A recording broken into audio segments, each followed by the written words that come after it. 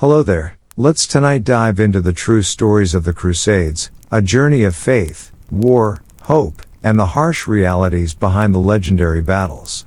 In the year 1095, a man named Pope Urban II stood on a wooden platform in a small town called Clermont, in France. He was about to speak to a crowd of bishops, knights, and common people. No one expected that his words would launch a war that would last for centuries and change the world forever. Pope Urban's voice was loud and clear as he spoke in Latin, but his message spread quickly through translations. He told the people that Christians in the East were suffering. The Holy Land, where Jesus had lived and died, was under the control of Muslims. He described terrible stories: churches destroyed, Christians killed, and holy places defiled. Whether all these stories were true or not didn't matter. The emotion in the crowd grew.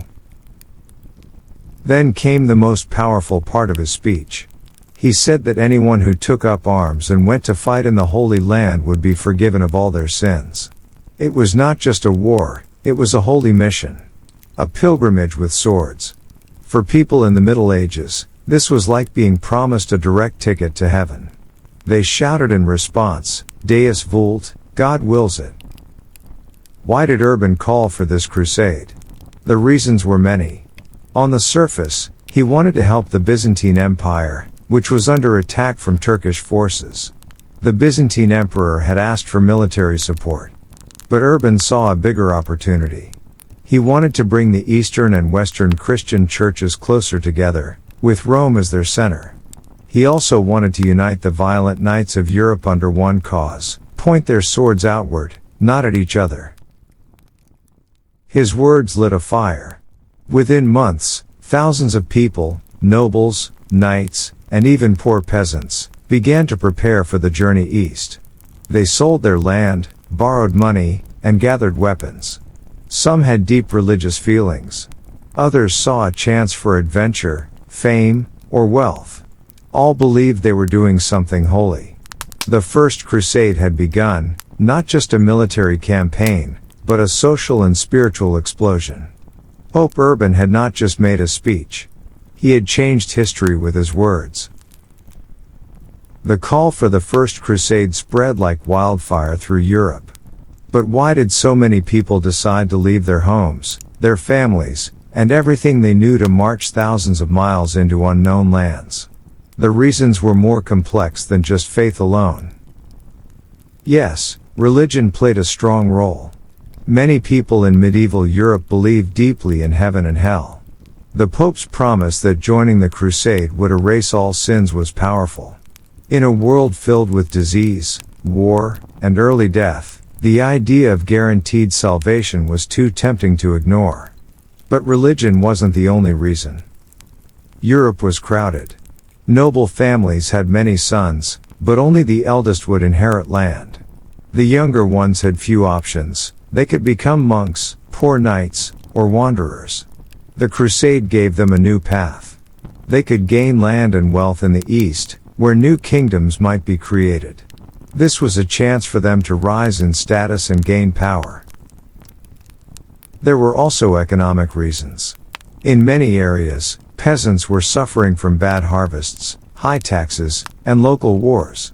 Going on crusade seemed like a way to escape. Some hoped to find better land in the East. Some hoped to plunder riches. Merchants, too, saw opportunity. They followed the Crusaders, ready to sell supplies and buy loot. Political reasons added more fuel. Local lords and kings saw the crusade as a way to show their power.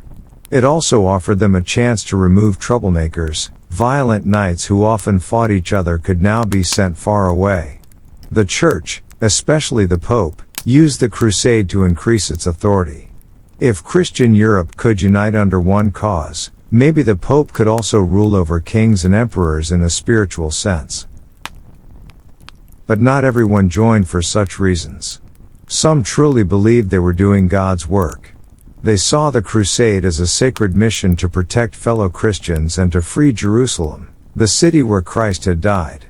They saw Muslims not just as political enemies, but as enemies of God. In their eyes, This was not just war, it was a holy act. Still, it is important to remember that propaganda played a huge role. Stories of Muslim cruelty were spread by preachers and letter writers. Some of these stories were exaggerated or even false. But they stirred emotions. They painted the war as a battle of good versus evil. And many people, simple and illiterate, believed every word. In the end, the crusade was a mix of faith, fear, greed, hope, and confusion. Some marched with pure hearts. Others marched with hungry eyes. Some followed their leaders. Others followed dreams. But they all moved east, across mountains and rivers, toward a land they had never seen, toward Jerusalem. It would be a long and terrible journey. And many would never return. As the Pope's call echoed across Europe, not only knights and nobles responded. Common people, farmers, craftsmen, even women and children, felt the fire of faith and fear. They didn't wait for kings or military leaders. Instead, they gathered into huge crowds and began marching east on their own. This movement became known as the People's Crusade. It was not well organized. There were no clear leaders, no trained soldiers, and no supply plans. One of the most famous leaders of this early group was a preacher named Peter the Hermit. He rode a donkey, wore simple clothes, and gave passionate sermons about saving the Holy Land. People believed he was chosen by God. Thousands followed him, thinking that God would protect them on the journey. But the People's Crusade turned into a disaster almost from the start. As the crowds moved across Europe, they quickly ran out of food and money. They began to beg, steal, and sometimes attack villages along the way. Some towns tried to drive them out. Violence broke out. One of the darkest chapters happened in the Rhineland, in what is now Germany. As the Crusaders passed through Jewish communities, some leaders began to preach that Jews were also enemies of Christ. If Muslims in Jerusalem deserved punishment, they said, so did Jews at home. What followed was a wave of horror. In towns like Worms, Mainz, and Cologne, mobs attacked Jewish neighborhoods. They killed men, women, and children. Synagogues were burned. Thousands died. Some Jews chose to kill themselves and their families rather than be forced to convert or die at the hands of the mob. These actions were not part of the Pope's original message, and some church leaders tried to stop the violence. But the hatred had already spread. This bloodshed left a dark stain on the history of the Crusades. It showed how quickly holy words could turn into hate, and how easily faith could be used to justify murder.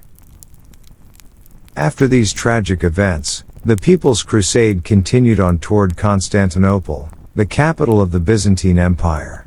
The Byzantine emperor was shocked to see such a massive and untrained crowd arrive.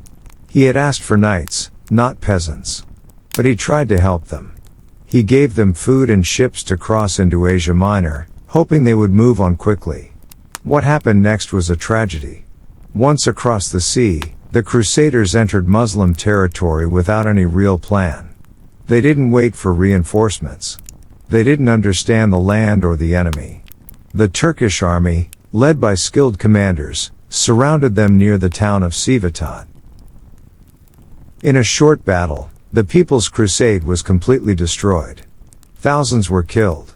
Only a few managed to escape. Peter the Hermit had already left earlier to return to Constantinople, so he survived, but his followers did not. The People's Crusade was a terrible beginning to the Holy War. It showed the deep hunger for meaning among the poor. It showed the power of words to move the masses. But it also showed the danger of faith without wisdom, and passion without leadership. This was only the beginning. Behind them, a more powerful army, the official First Crusade, was gathering. Unlike the peasants, these soldiers were trained, armed, and led by ambitious nobles. They were about to march east. They would face hunger, betrayal, disease, and death. But some of them would reach Jerusalem. And the world would never be the same again. In the spring of 1097, The bulk of the official First Crusade marched toward Antioch, a city perched on a rocky hill in what is now southern Turkey. Antioch was one of the most important cities in the region, well fortified, wealthy, and key to controlling access to Jerusalem. The Crusaders knew that capturing Antioch was essential, but the siege they faced would stretch their limits of endurance, faith, and loyalty. The siege began in October 1097. Crusader forces, led by the likes of Raymond of Toulouse, Bohemond of Taranto, and Godfrey of Bouillon, surrounded Antioch with hundreds of wagons, oil lamps, and siege towers. They built makeshift walls and dug trenches against the city's thick walls and high towers. But the defenders were well prepared and well supplied. They launched fire arrows, built counter towers, and resisted fiercely. Inside the camp, morale slowly shifted from hope to despair. Winter was approaching, and resources were drying up. Hunger set in. Disease spread. Some crusaders were ready to abandon the siege and march home. But their leaders reminded them of Pope Urban's promise. They preached the legend of a holy mission and emphasized that enduring hardship was the way to salvation. Religious fervor and the fear of undoing their vows kept the army together. In January 1098, something extraordinary seemed to happen.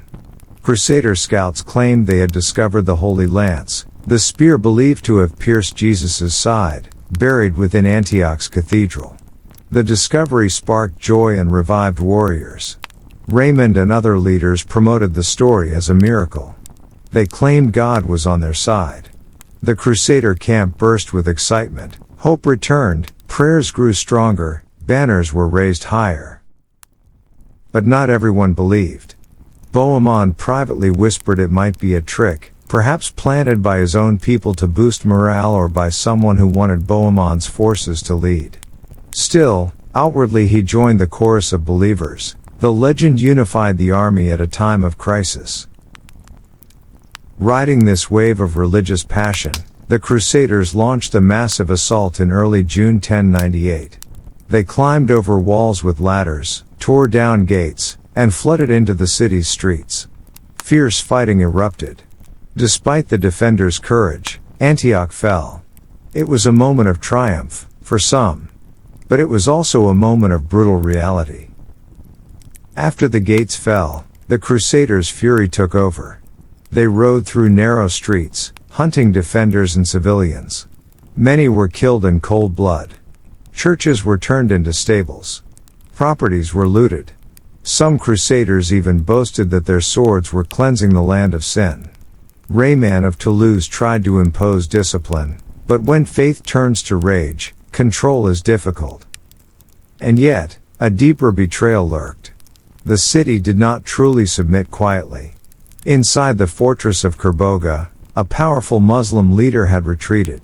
The Crusaders believed their victory was complete, but Kerboga launched a surprise counterattack with tens of thousands of troops. The Crusaders panicked. Their numbers were exhausted. Their fear returned. Then, something remarkable happened. They counterattacked with unexpected force. The survivors fought like cornered lions. Bohemond took charge, saved the day, and rewrote the narrative. The miracle of the lance had given them strength. They repelled Kerboga's forces. Antioch was theirs. And in their eyes, God had proven his favor, not through weapons, but through a holy object. But reality was a tangled web. The miracle might have been a lie, the massacre a crime. Yet outwardly, the fervor of victory bound their group tightly together, feeding the zeal that still burned brighter than their fear of death. After the brutal siege and bloody conquest of Antioch, the first Crusaders set their eyes on the ultimate goal, Jerusalem. But the road was long, the deserts harsh, and the memories of Antioch, both its triumph and bloodshed, still haunted them. Many had already died. Others had grown sick, weak, or disillusioned. Still, driven by faith, greed, glory, or fear of eternal damnation, the remaining warriors pushed on. In early June 1099, The Crusaders finally arrived at the walls of Jerusalem. For many, it was the first time they laid eyes on the holy city they had heard about in sermons and songs. But there was little time for emotion. The city was heavily fortified and held by the Fatimid Egyptians, who were well prepared for siege. The Crusaders had few supplies. Their siege engines had to be built from scratch using nearby wood. Water was scarce. Food was almost gone. Many knights had to eat horses or grass to survive. Still, they believed that this city, this sacred place, was their divine right. They believed that once Jerusalem fell, they would be forgiven all sins, cleansed by the blood of their enemies and their own suffering. On July 13, 1099, the final assault began. Led by men like Godfrey of Bouillon, Raymond of Toulouse, and Tancred, the Crusaders stormed the walls. Siege towers rolled forward slowly. Arrows flew in both directions. Muslim defenders poured boiling oil and pushed back ladders with poles. Yet the Crusaders kept climbing. They prayed while bleeding, shouted "God wills it," as they thrust swords into gaps in the walls.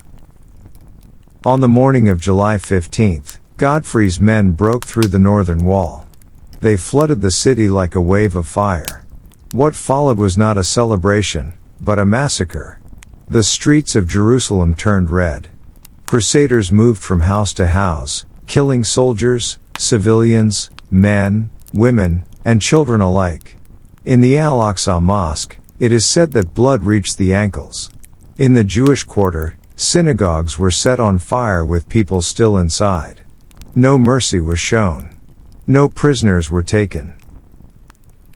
Some chroniclers from Europe praised the act. They said it was divine justice. That the land was being purified. That sins were being washed away with the blood of the unfaithful. Others, even Christian observers, recorded the horror with more honesty. The scale of the slaughter shocked even some hardened knights. The massacre lasted for days. No one was safe. Some women were raped. Others were mutilated. Fires broke out across neighborhoods. The sun shone down on piles of corpses. The smell of death filled the air. The city that was supposed to be holy had become a graveyard. When the blood finally stopped flowing, a strange calm returned. Crusaders walked barefoot through the Holy Sepulchre, the site believed to be Jesus' tomb. Many dropped to their knees. They cried. They sang. They believed their mission was complete. In their eyes, God had granted them victory. But what kind of victory was it? The cost had been unthinkable. Thousands of lives lost along the way, hundreds more slaughtered in a city of peace. Jerusalem had been conquered, but its soul was burning. The Holy Land was painted with blood. And this was just the beginning. After the violent conquest of Jerusalem, the remaining leaders of the First Crusade faced a new question: who would rule this sacred city? The idea of giving control back to the Byzantine Empire, as originally promised, was quickly forgotten. The Crusaders had paid in blood. They felt Jerusalem belonged to them now. But who among them was worthy to rule a land soaked in both holiness and horror? Raymond of Toulouse, one of the most powerful lords, refused to take the crown, at least at first. He claimed it would be sinful to wear a crown where Christ had worn a crown of thorns. But some believed he was just waiting for a better offer.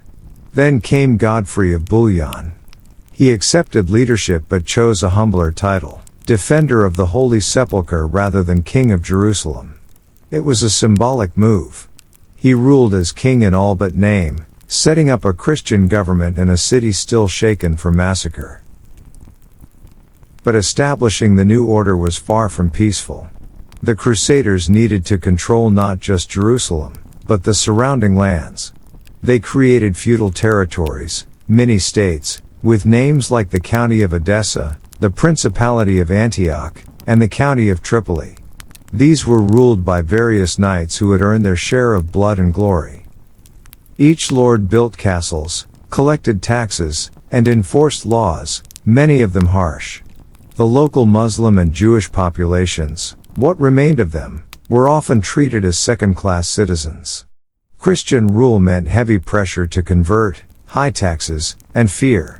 Some crusaders married local Christian women, trying to tie their power to the land, but most lived apart, in their own fortified settlements. The dream of a holy kingdom quickly turned into a network of power games. Noble families fought for land, for marriage alliances, for control of trade routes. Crusader leaders made deals with Muslim rulers when it suited them, and broke them just as easily. Religion was used as both shield and sword, but politics always lay beneath the surface. Godfrey died just 1 year after taking power. His brother Baldwin took the title that Godfrey had refused and became the first official king of Jerusalem.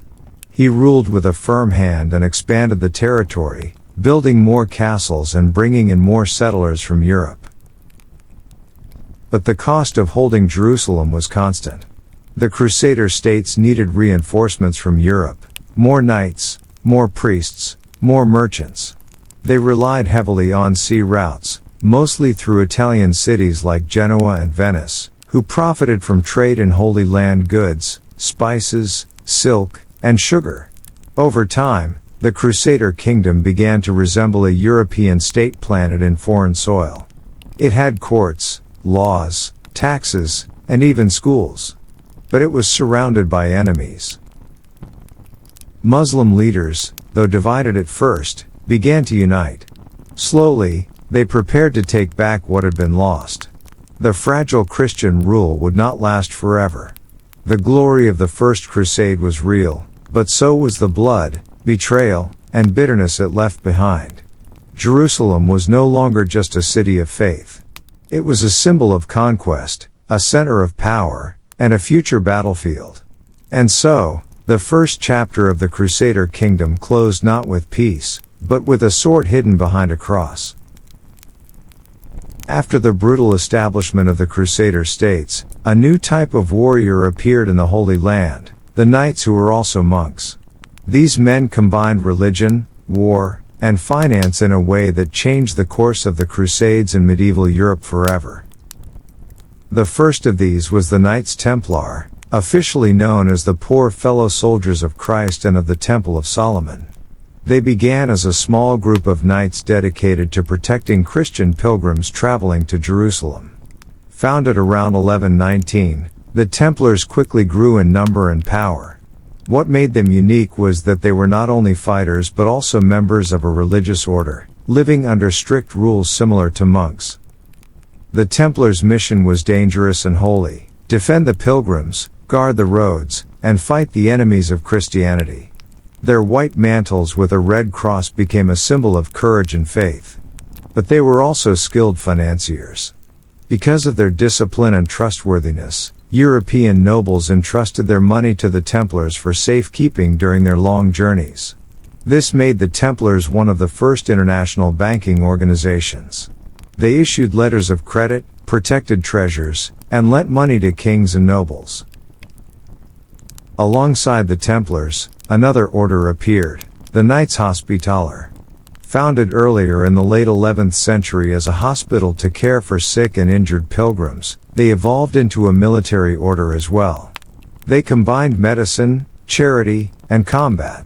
Their black mantles with a white cross symbolized their sacred duty. Both the Templars and Hospitallers became powerful landowners. They built castles, controlled trade routes, and influenced politics in the Crusader states. Their power was based on a triple identity: religious monks, skilled warriors, and financial managers. This blend made them unique and feared. However, their rise was also a sign of the complex nature of the Crusader states. These new orders were independent from kings and nobles. They answered only to the Pope, which created tension between local rulers and the Church. Their wealth and influence sometimes led to suspicion and jealousy. But their military skill was undeniable. Without them, holding the Holy Land would have been much harder. The foundation of these orders showed that the Crusades were not just about faith or war. They involved money, politics, religion, and strategy. The knights were more than just soldiers. They were part of a new system that shaped medieval Europe and the Middle East. The success of the First Crusade gave hope to Christians across Europe. Many believed that the Holy Land was secured for Christianity. But this hope was short-lived. Just a few decades later, the Second Crusade was launched, and it ended in failure. The Second Crusade began in 1147, called by Pope Eugenius III after the fall of the county of Edessa, one of the first Crusader states, to Muslim forces. This loss shocked Europe and the Crusader kingdoms alike. The call to arms was answered by two of Europe's most powerful monarchs, King Louis VII of France and Emperor Conrad III of Germany. Unlike the First Crusade, the Second Crusade suffered from poor planning and weak cooperation. The kings traveled separately with their armies, and they had little experience working together. Many knights and soldiers were unprepared for the harsh conditions of the journey.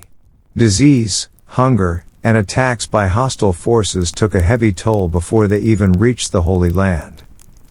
When the armies finally reached the east, they failed to unite effectively with the local Crusader states.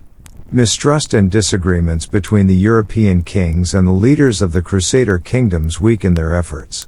Their main target was Damascus, a powerful Muslim city that seemed vulnerable at the time. But the siege of Damascus in 1148 was a disaster. The Crusaders were poorly coordinated, and the city's defenders used the opportunity to counterattack. After only a few days, the Crusader armies retreated in disarray. The failure not only damaged the reputation of the Crusaders but also weakened the fragile Christian presence in the region.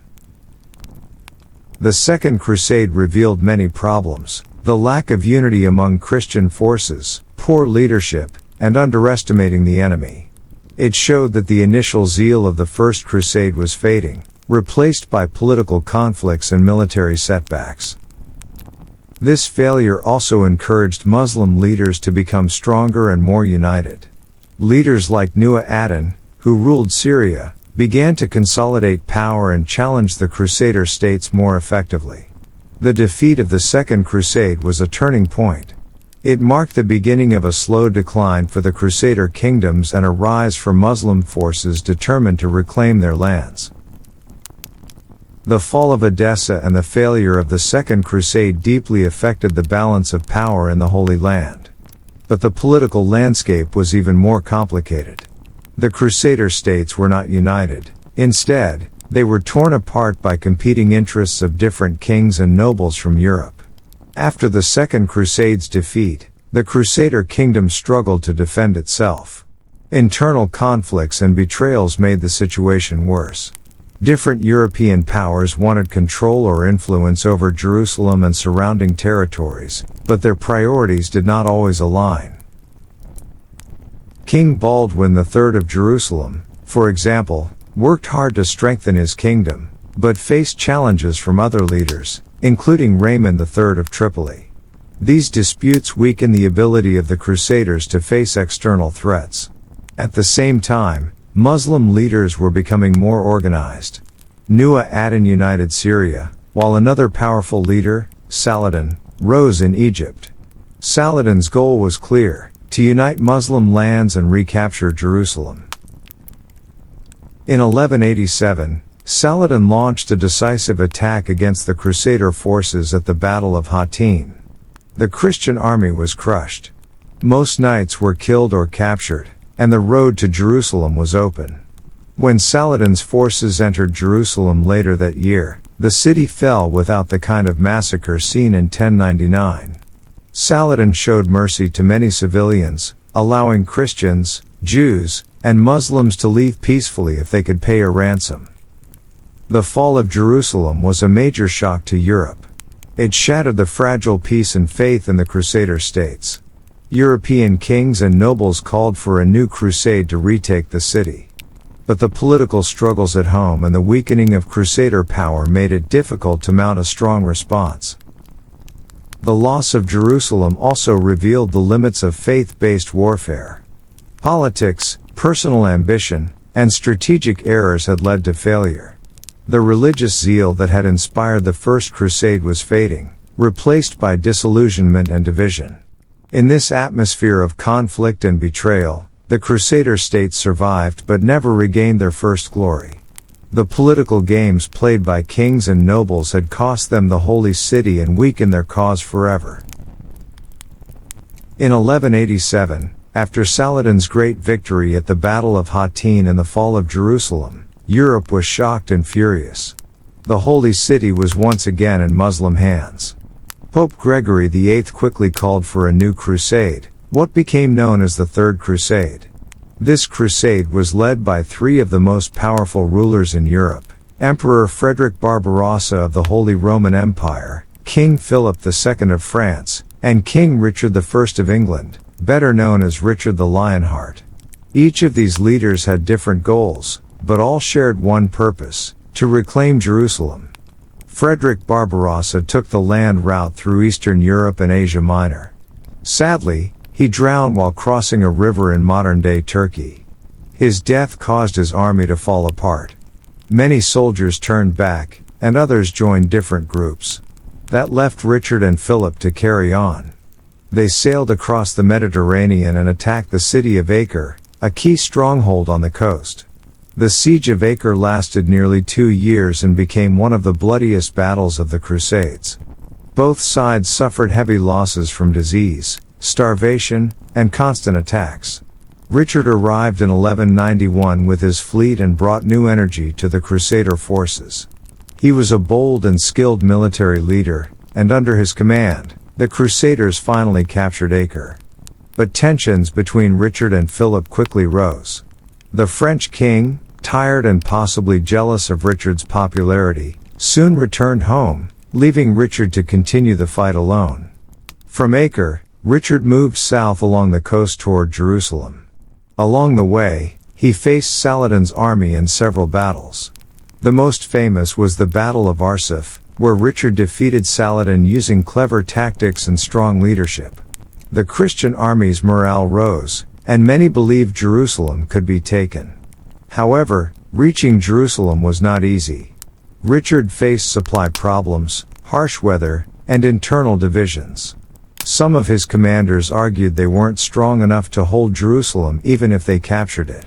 They feared another disaster like Edessa or Hattin. Richard never reached Jerusalem. Instead, he focused on defending the coastal cities and forcing Saladin into negotiations. The war between them became more like a game of strategy, each side trying to outthink the other rather than risking everything in a single attack. Though Richard won battles and showed great bravery, he could not complete his mission. Still, his name became legendary in Europe. He was seen as a true knight, a lion-hearted king who faced one of Islam's greatest leaders. But behind the glory were difficult decisions and many compromises. Richard's victories were real, but his goal, the recovery of Jerusalem, remained unfulfilled. After years of war, something unusual happened between the two leaders, Richard the Lionheart and Saladin. They started to admire each other. Even though they were enemies, both were known for their courage, intelligence, and a kind of honor that was rare in such violent times.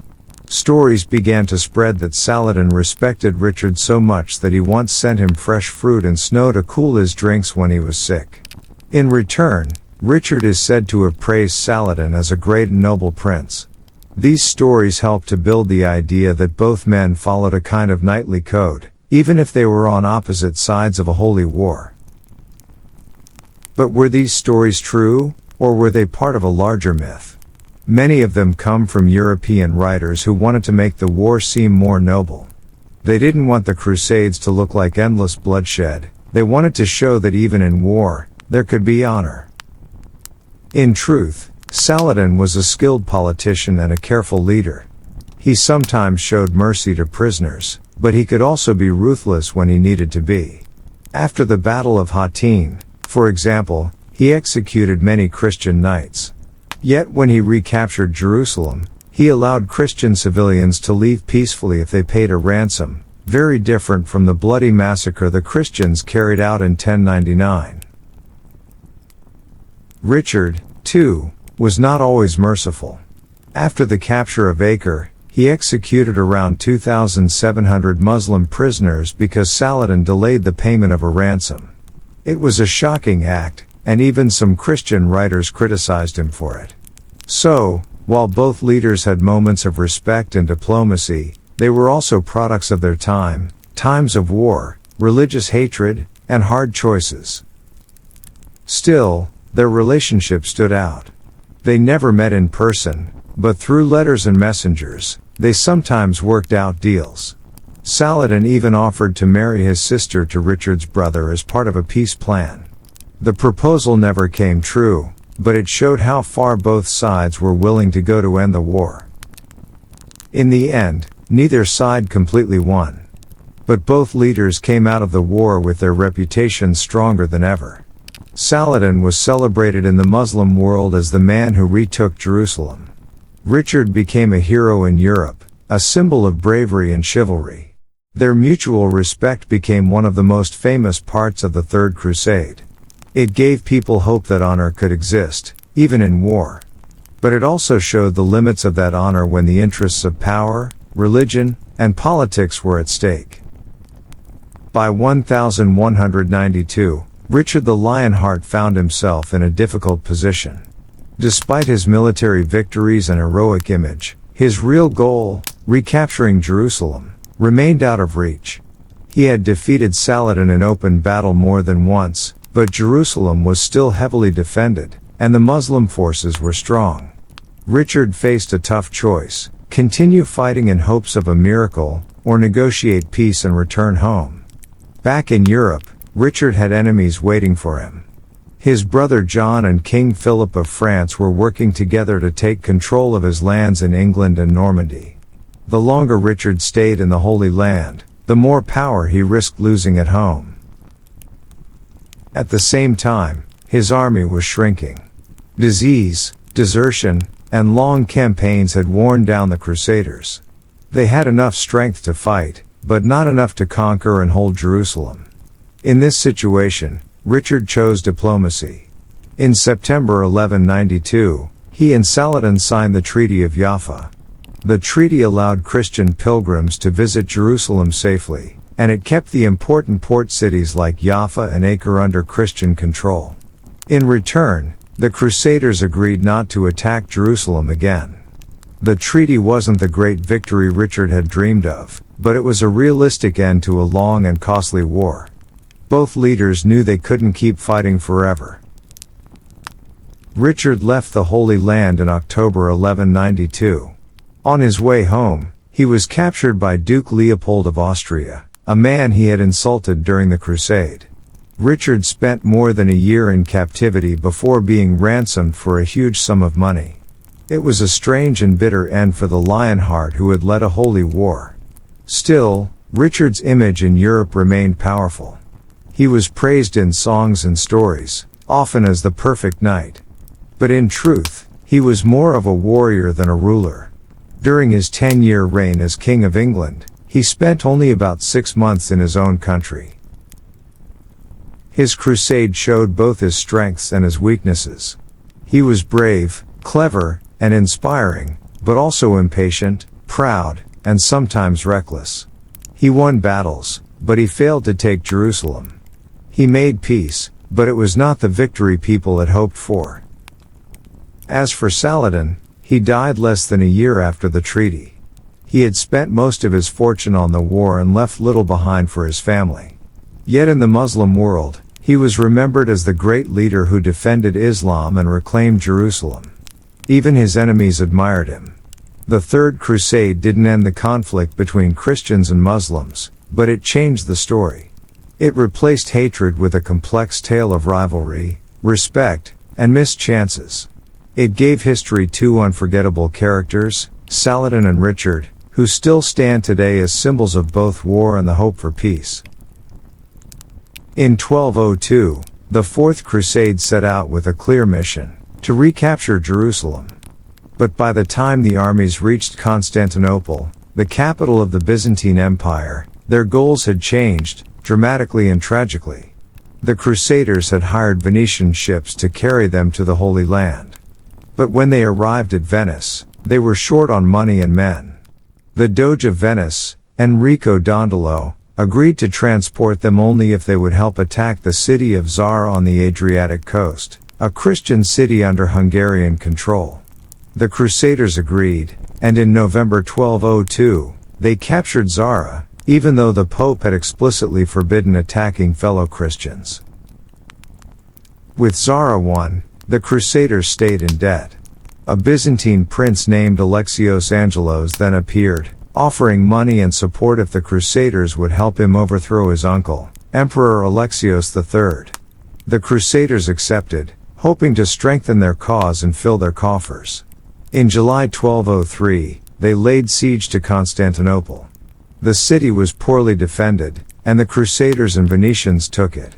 Alexios IV was placed on the throne, but he could not pay their debts. Tensions grew. In January 1204, the Crusaders captured the city a second time, this time brutally. What followed was one of the greatest betrayals in medieval history. The Crusaders sacked and looted Constantinople. They destroyed churches, palaces, and priceless icons. Thousands of civilians, Orthodox Christians, were killed or enslaved. Christians attacked Christians, and the line between holy war and greed became blurred. The brutality caused outrage across Europe. Ordinary people could not believe that Crusaders would do this to their own coreligionists. Some called it a betrayal worse than any defeat by the Muslims. The idea that the crusade was meant to defend Christendom had been shattered. The sack of Constantinople didn't lead to Holy Land victory. Instead, it created a new Latin empire in Byzantium, weakened the Christian East, and damaged the unity between Eastern and Western churches. The crusade had turned into a war of convenience, power, and loot, leaving behind it a deep division among Christians themselves. Among all the strange tales from the Crusades, one story stands out for its mystery and sadness: the tale of the Children's Crusade. It is a story told again and again across Europe. In 1212, thousands of children set out on a holy journey to the Holy Land, believing that their innocence and faith alone would succeed where armies had failed. But how much of it is true? Historical records suggest that something unusual did happen in 1212, but the idea of tens of thousands of little children marching to Jerusalem is likely a legend that grew over time. The truth is more complex. There were indeed two movements, one in France and one in Germany. In France, a shepherd boy named Stephen of Cloyes claimed that Jesus appeared to him and gave him a letter for the King of France. He began preaching, and soon, crowds of young people, many teenagers and even adults, began following him. They believed that the sea would part for them as it had for Moses, allowing them to walk to Jerusalem and reclaim it through peace. Meanwhile in Germany, a boy named Nicholas led a group southward across the Alps toward Italy. His followers, again a mix of ages, believed that God would protect them and bring them safely to the Holy Land. Both groups met with disaster. Stephen's followers reached the port city of Marseille and waited for a miracle that never came. Two merchants offered them free passage on ships, seemingly an act of kindness. But once the ships set sail, the young pilgrims were reportedly sold into slavery in North Africa. Only a few ever returned home. Nicholas's group faced harsh weather and hunger while crossing the Alps. Many died. Those who survived reached Italy, but no passage to the Holy Land awaited them. Some returned home, others died on the road, and some may have been absorbed into other communities. So, was the Children's Crusade real? Yes, in part. But it was likely not made up entirely of children. It was a spontaneous, poorly organized mass movement driven by faith, desperation, and the belief that innocence could achieve what swords could not. The myth of the Children's Crusade grew over time. Medieval storytellers, priests, and later historians romanticized or exaggerated it. The idea of thousands of pure, faithful children marching to reclaim Jerusalem made for a powerful image, even if the reality was far more tragic. At its heart, the story reflects the deep pain and disappointment of the Crusader world. After so many failed campaigns and bloody battles, some people looked for hope in the unlikeliest of places, the hearts of children. But even there, the dreams were crushed by the same forces, greed, deceit, and the harshness of reality. The Crusades began with a powerful idea: to fight for God, to protect pilgrims, and to reclaim holy lands. But as the years passed, this idea was twisted. Religious passion often became a mask for political plans, personal ambition, or simple greed. The name of holy war was used to justify acts that were far from holy. Many leaders and nobles used the crusade as a way to gain power. Joining a crusade offered chances to win land, fame, and forgiveness for sins. Kings and popes promised that those who fought for God would be rewarded, not just in heaven, but on earth. This mix of faith and profit turned the Crusades into a complex game of politics and power. For example, in the Fourth Crusade, the goal was to reach Jerusalem. But the Crusaders never got there.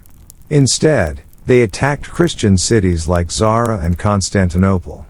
These attacks had nothing to do with faith or holy places. They were political moves, deals made between powerful men. The leaders of the Crusades often gave speeches about God's will and protecting the innocent. But their actions told a different story. Cities were burned, people were killed, and treasures were stolen, all under the name of God. When Constantinople was taken, churches were destroyed, and priests were mocked. The same people who claimed to serve God showed little mercy or respect.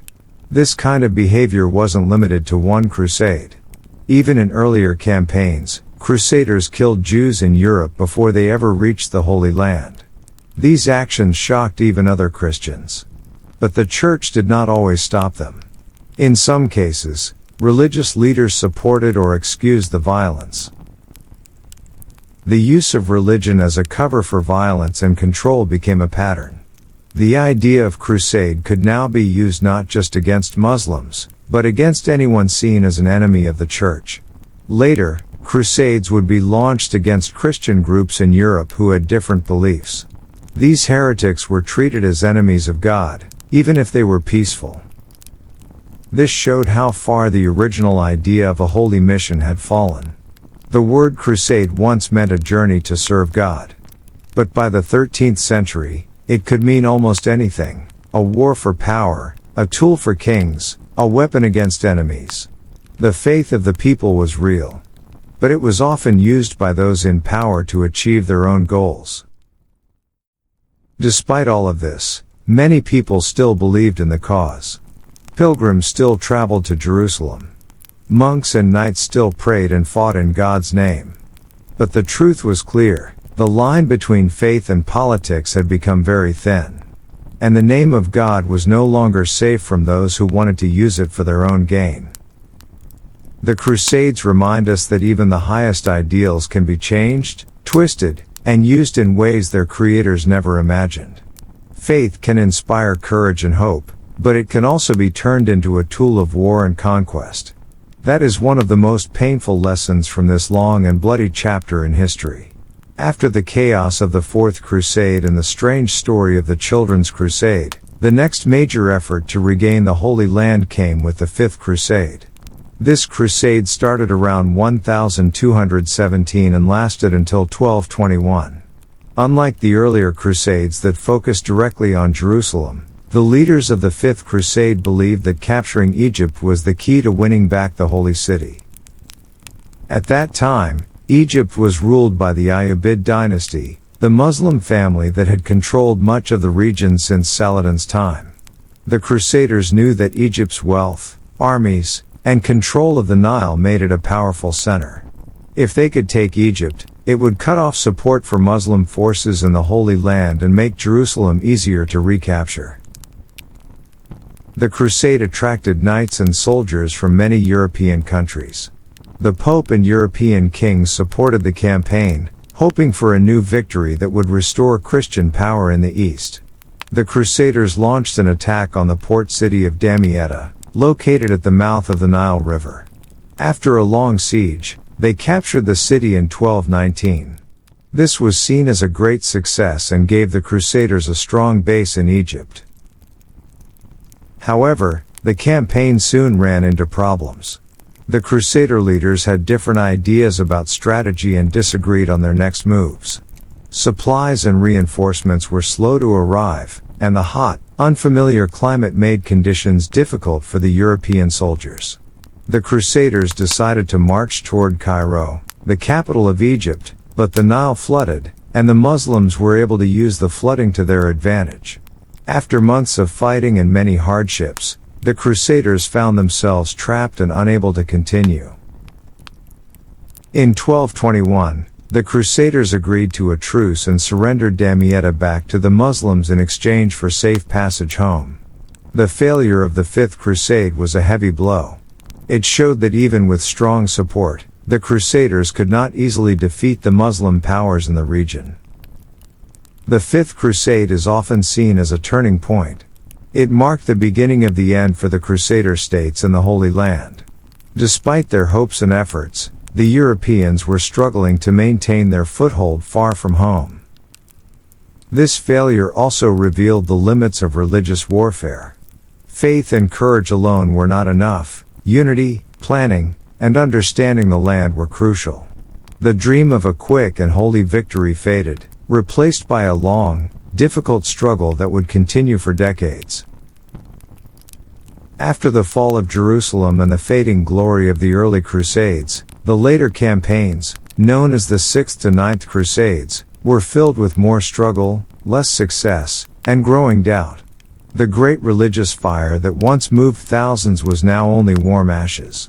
These crusades were led not by saints or pure-hearted warriors, but by kings, emperors, and merchants with mixed goals. The Sixth Crusade, led by Emperor Frederick II, was very different. Frederick had been excommunicated by the Pope, but he still took the cross. Instead of fighting, he made a peace deal with the Muslim leader Al-Kamil in 1229. Through negotiation, he regained control of Jerusalem without bloodshed. It was a rare and peaceful moment, but many in Europe saw him as a traitor. He had not shed blood or claimed victory by the sword, and the Pope was not pleased. This crusade showed how the movement had changed. It was no longer only about faith. It was also about diplomacy, royal pride, and political games. Frederick's actions were smart, even ahead of his time, but they did not match the old Crusader ideals. Later crusades became even less clear in purpose. The Seventh and Eighth Crusades were led by King Louis IX of France, a deeply religious man. In 1248, he sailed to Egypt, hoping to strike at the heart of Muslim power. But his plans failed. His army was trapped in the Nile Delta and forced to surrender. Louis was captured and had to pay a huge ransom to be freed. Still, he did not give up. In 1270, Louis launched the Eighth Crusade, this time against the city of Tunis in North Africa. It was a strange target, more political than religious. The campaign ended in disaster. Louis died of illness shortly after arriving, and his army fell apart. The Ninth Crusade, led by Prince Edward of England, later Edward I, followed soon after. He fought a few battles in the Holy Land, but with little impact. The Muslim powers were stronger, more united, and better prepared. The time of easy Crusader victories was long gone. One by one, the Crusader states in the Middle East fell. The last major stronghold was the port city of Acre. In 1291, Muslim forces attacked with great force. The defense was brave but hopeless. When Acre fell, it marked the final end of the Crusader presence in the Holy Land. These final crusades were not glorious. They were full of failure, confusion, and loss. The leaders were noble, but their missions lacked clear goals. The armies were often too small, poorly supplied, or torn by inner conflict. Merchants cared more about trade routes than holy sites. Even the church could no longer inspire the same passion it once had. The idea of the crusade was fading. It had burned brightly for over 200 years, but now it was a shadow of its former self. The dream of a Christian kingdom in Jerusalem was over. The world had changed, and the old methods no longer worked. The fall of Acre in 1291 was more than just the loss of a city, it was the fall of a dream. For nearly 2 centuries, Christians had believed they could hold the Holy Land. They thought it was their divine right, promised by God and won through blood and sacrifice. But with Acre's collapse, all that hope vanished. The Crusader castles, once proud symbols of Christian power, were crushed or abandoned. The last defenders of the Crusader states either died, fled, or were taken as prisoners. The siege of Acre was brutal. The Mamluks, a powerful Muslim army led by Sultan al-Ashraf Khalil, attacked with overwhelming strength. The Crusaders tried to resist, but their defenses were weak. Their numbers were small, and the walls could not hold back the tide. Inside the city, panic spread. Knights, monks, women, and children tried to escape by boat, but many drowned or were killed during the chaos. Fire and destruction consumed the city. After the fall, no other crusade would ever return to reclaim the Holy Land. The world had moved on. Europe had changed. Kings now fought each other more than they fought infidels. The church had lost some of its power. Trade, politics, and science were becoming more important than religious war. Even the idea of holy war had started to feel outdated, replaced by new goals and dreams. But what had been left behind?